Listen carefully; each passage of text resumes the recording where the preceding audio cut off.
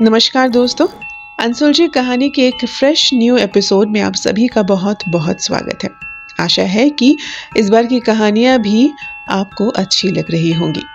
मैं पापिया हाजिर हो गई हूँ आज एक मेरी खुद की ही सुनी हुई कहानी लेकर, और ये कहानी मुझे सुनाई थी मेरी दादी ने। एक्चुअली कहानी नहीं, ये थी एक घटना जो उन्हीं के जीवन में घटी थी। जी हाँ, आज मेरी दादी मेरे साथ है नहीं, पर ये कहानी जब वो थी, जिंदा थी, और जब भी हम पैरानॉर्मल के बारे में बातें करते थे, भूतों की कहानियाँ सुना करते थे, भूतों के बारे में बातें किया करते थे, तो उस वक्त वो ये कहानी ज़रूर सुनाती थी।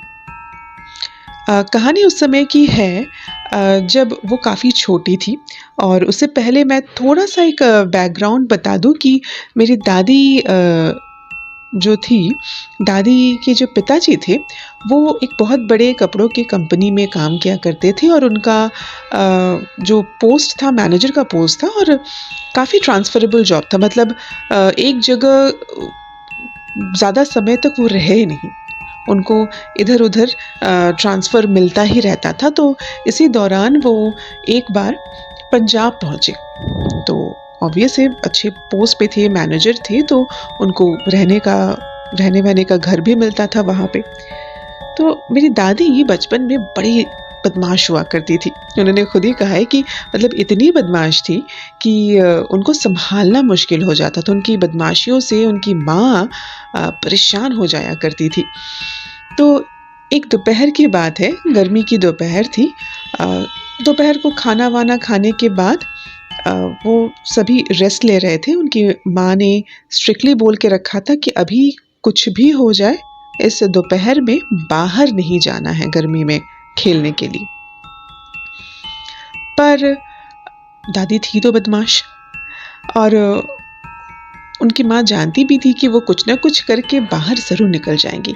तो फॉर सिक्योरिटी रीजंस, ताकि मतलब सेफ्टी रीजंस के लिए, फिर सिक्योरिटी कह लीजिए, उन्होंने क्या किया, जिस कमरे में वो थी, मेरी दादी का कमरा जो था, उसको बाहर से बंद कर दिया उन्होंने, ताकि उनकी बेटी बाहर ना जा पाए गर्मी में। बट पुराने ज़माने का घर, और आप में से जो लोग भी पुराने ज़माने के घर में रहे होंगे, उनको शायद पता हो, शायद याद हो कि दरवाजे के ऊपर ना उस वक्त बड़े बड़े वेंटिलेशंस हुआ करते थे। एक रॉड होता था बीच में, और वेंटिलेशंस हुआ करते थे। तो मेरी दादी क्या की कि वो उस वेंटिलेशन से बाहर निकल गई।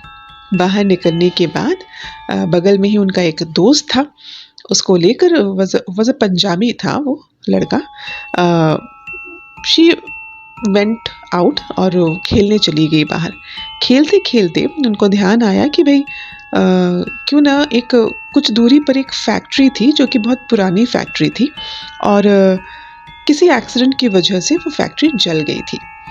तो उस फैक्ट्री में जाके, वहाँ पे एक बड़े बेर का पेड़ था, तो वहाँ पे जाके बेर तोड़ के क्यों ना खाए जाए। तो जैसा सोचना वैसा ही करना, वो लोग पहुँच गए वहाँ, और उन्होंने क्या किया कि बोली, वो मैं पेड़ से बेर तोड़ तोड़ के तुझे दूंगी। अपने दोस्त को कहा उन्होंने कि मैं पेड़ से बेर तोड़ तोड़ के तुझे दूंगी, और तू एक काम कर, उसको कलेक्ट करना, हम फिर मिलके खाएंगे, मिल बांट के। तो वही हो रहा था, वही वो तोड़ रही थी बेर पेड़ से, और जो उनका दोस्त था, ही वॉज स्टैंडिंग नीचे, और वो कलेक्ट कर रहा था बेर। तो ये करते करते ही उन्होंने नोटिस किया, इनफैक्ट दोनों ने नोटिस किया, कि कुछ दूरी पर एक बहुत बड़ा खड्डा सा था। उसी तरफ से एक बच्चा उन्हें देखा, उन्हीं की उम्र का होगा शायद।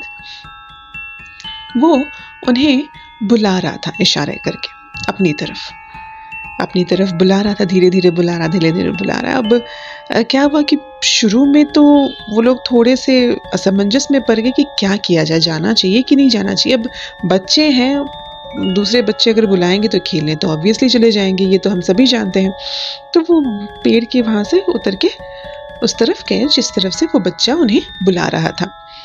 तो वो उस तरफ गए, जाके ऐसा लग रहा था जैसे मानो मंत्र मुग्ध होकर वो चले जा रहे हों उस तरफ। लेकिन जस्ट उस बच्चे से थोड़ी ही दूरी पर उनका जो हिप्नोटाइज टाइप के जो हो गए थे वो टूटा। और उन्होंने नोटिस किया कि सामने ही एक गड्ढा है और वहीं से पीछे से तभी जो उस फैक्ट्री का, उस जले हुए फैक्ट्री का जो केयर टेकर था, उसने आवाज़ दी कि आगे मत जाना, आगे मत जाना, ऐसे करके। तो उन्होंने देखा कि हाँ सच में आगे जाना, अगर जाते तो फिर शायद एक कुआं सा था, खड्डा सा था या कुआं सा था, वहाँ पे वो गिर जाते अगर थोड़ा सा ही आगे होता। और सामने देखा जहाँ पे बच्चा खड़ा था तो गायब बच्चा, कहाँ पे हवा में कहाँ गायब हो गया ये उन्हें भी नहीं समझ में आया। तो तभी वो केयरटेकर उधर आया और आके उन्होंने खूब डांटा उनको कि तुम इस तरह से वीरान जगह पे क्यों आए हो, रात नहीं सॉरी दोपहर के वक्त में। तो उन्होंने बोला कि नहीं, यहाँ पे अभी एक बच्चा था, वो हमें बुला रहा था, तो इसीलिए हम आए इस तरफ देखने के। लेकिन मुझे समझ में नहीं आया कि यहाँ पे खड्डा था तो वो बच्चा खड़ा कहाँ पे था, ये हवा में कैसे बच्चा तैर सकता है। तो उस केयरटेकर ने बताया कि यहाँ पे फैक्ट्री जब हुआ करता था तो वहाँ पे एक्सीडेंट की वजह से जल गया था फैक्ट्री किसी वजह से, और वहाँ पे काफ़ी सारे वर्कर्स, उनकी वाइफ्स, वो बच्चे भी जो थे वहाँ पे रहते थे फैक्ट्रीज़ के पास, वो भी जल गए थे या फिर एक्सीडेंट में मारे गए थे। तो तब से ये फैक्ट्री वीरान पड़ी है और यहाँ पे कोई भी आसपास आता जाता नहीं है। तो ये सुनते ही दोनों बच्चे डर के मारे वहाँ से भाग ली।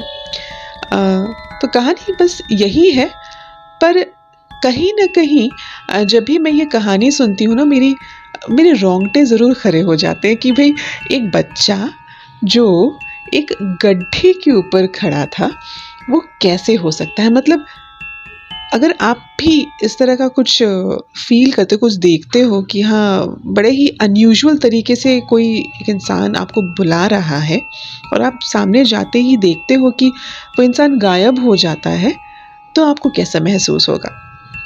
तो ये थी मेरी कहानी आज की। आशा है कि आप को अच्छा लगेगा, आप एंजॉय करोगे ये कहानी। और अगर आपको भी अपनी कोई कहानी कहनी है तो कमेंट सेक्शन पर ज़रूर हमें बताएं, हम वो आपसे कांटेक्ट ज़रूर करेंगे और साथ ही साथ आपकी कहानी भी हम चाहेंगे कि आप सुनाएं अनसुलझी कहानियों में। अगले हफ्ते एक नए ताज़े एपिसोड के साथ वापस मिलूंगी। तब तक के लिए मैं पापिया लेती हूँ आप सभी से विदा। और अगर आपको हमारी प्रस्तुति अच्छी लग रही है तो लाइक, शेयर और कमेंट करना बिल्कुल भी ना भूलें।